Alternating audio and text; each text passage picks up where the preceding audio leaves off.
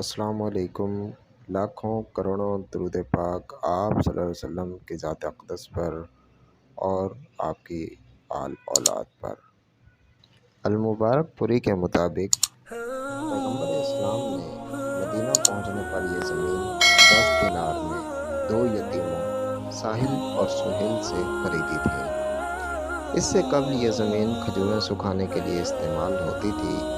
پیغمبر اسلام نے خود اس مسجد کی تعمیر میں شرکت کی تھی۔ تعمیر کے لیے پتھر کی بنیادوں کا استعمال کیا گیا تھا اور مٹی کی دیواریں بنائی گئی تھیں۔ کھجور کے درختوں کے تنے اور شاخیں چھت کے لیے استعمال کی گئیں۔ اس وقت مسجد کے 3 دروازے تھے اور اس کا رخ مسجد الاقصیٰ کی جانب تھا، جو کہ اس وقت کا قبلہ تھا۔ اس میں غریبوں اور مسافروں کو پناہ دینے کے لیے ایک سایہ دار حصہ بھی بنایا گیا تھا۔ بعد میں قبلے کا رخ تبدیل کر کے کعبہ کی جانب کر دیا گیا اور ایک دروازے کو بند کر کے دوسری سمت میں ایک اور دروازہ بنا دیا گیا تھا۔ جب صحابہ نے پیغمبر اسلام کو تجویز دی کہ چھت کو گارے سے پختہ کر دیا جائے تو انہوں نے انکار کرتے ہوئے کہا، نہیں، یہ چھت عریش موسیٰ کی طرح رہے گی، موسیٰ کی چھپر نما چھت کی طرح۔ اس کے 3 سال بعد تک فرش کو کسی چیز سے ڈھکا نہیں گیا تھا۔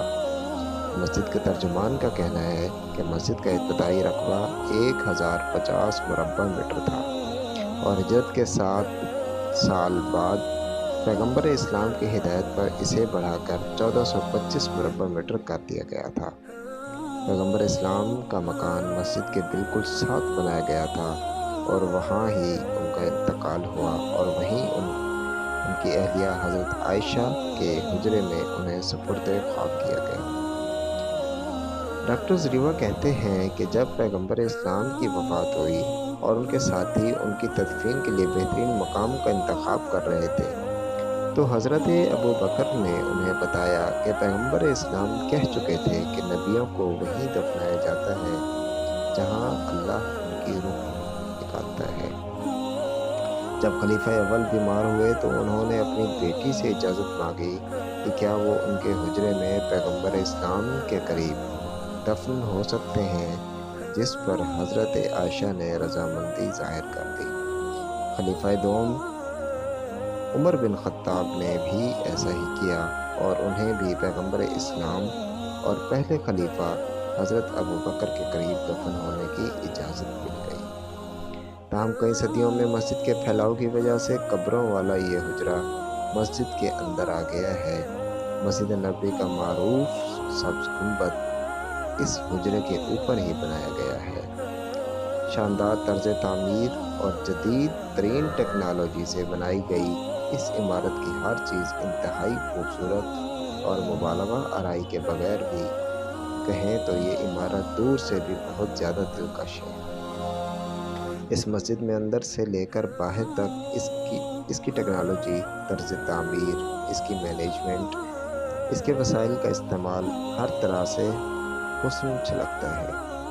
اپنے ہاتھوں سے اس کے صحن اور دیدہ زیب زر و جواہرات سے مزین چھتوں تک، اس کے حجم اور اس کی بلندی سے لے کر اس کے گنبدوں اور میناروں تک، اس کے صحنوں اور اس کی چھتریوں سے لے کر اس کی چھت تک، اس کی روشنیوں اور ساؤنڈ سسٹم سے لے کر اس کی ٹھنڈک اور اس کی راحت تک، اس کی دیواروں اور اس کے فرش سے لے کر اس کے دروازوں اور سیڑھیوں تک، یہاں تک کہ اس کے ستونوں اور غالیچوں کی آرائش کو بھی الفاظ میں بیان کرنا ناانصافی ہوگی۔ اس مسجد کے ترجمان شیخ عبدالواحد الحطب کا کہنا ہے کہ اس کمپاؤنڈ میں 250 میناروں پر خود کار چھتریاں لگائی گئی ہیں تاکہ عبادت گار شدید دھوپ اور بارش سے بچ سکیں۔ ان چھتریوں اپنے ہی پانی کی نکاسی کا نظام بنایا گیا ہے اور ہر ایک 143 مربع میٹر جگہ پر سایہ کرتی ہے اور 800 عبادت گزاروں کو موسم کی سختیوں سے بچاتی ہے۔ فی الحال مسجد کے آرکیٹیکچرل ڈیزائن کے مطابق 41 دروازے ہیں اور ہر دروازے کے اوپر ایک پتھر کا بنا کتبہ ہے جس پر لکھا ہے امن اور سلامتی کے ساتھ داخل ہوں، جو کہ قرآن کی سورت الحجر کی 46ویں آیت ہے۔ ادھر شیخ خطابی کہتے ہیں کہ اس کے 85 دروازے ہیں، کسی گیٹ میں ایک دروازہ ہے تو کسی میں 2، کسی میں 3 یا 4 یا 5 تک دروازے ہیں۔ اس کے علاوہ ایلیویٹرز بھی ہیں جو کہ صحن اور پہلے فلور سے دوسری منزل پر لے کر جاتے ہیں۔ خانہ کعبہ اور مسجد نبوی کی سعودی جنرل پریزیڈنسی کا کہنا ہے کہ پیغمبر اسلام کی بنائی ہوئی مسجد کا ابتداء میں سائز 1050 مربع میٹر تھا۔ اخبار عکاس نے پریزیڈنسی کے ترجمان کے حوالے سے بتایا کہ ہجرت کے 7 سال کے بعد پیغمبر اسلام کی ہدایت پر اسے بڑھا کر 1425 مربع میٹر کر دیا گیا تھا۔ پیغمبر اسلام کی وفات کی صدیوں بعد اس مسجد کی متعدد بار تعمیر نو اور توسیع ہو چکی ہے۔ اس کی ابتدا حضرت عمر کے دور میں شروع ہوئی اور اس پر اموی اور عباسی ادوار اور خلافت عثمانیہ سے لے کر سعودی دور جاری رہی ہے۔ مدینہ میں مسلم آبادی میں اضافے کے باوجود مختلف جہتوں سے اس کی توسیع کے دوران اس کی حقیقی بنیاد کو محفوظ رکھنے کے لیے اس مسجد کے رتبے کا لحاظ رکھا گیا۔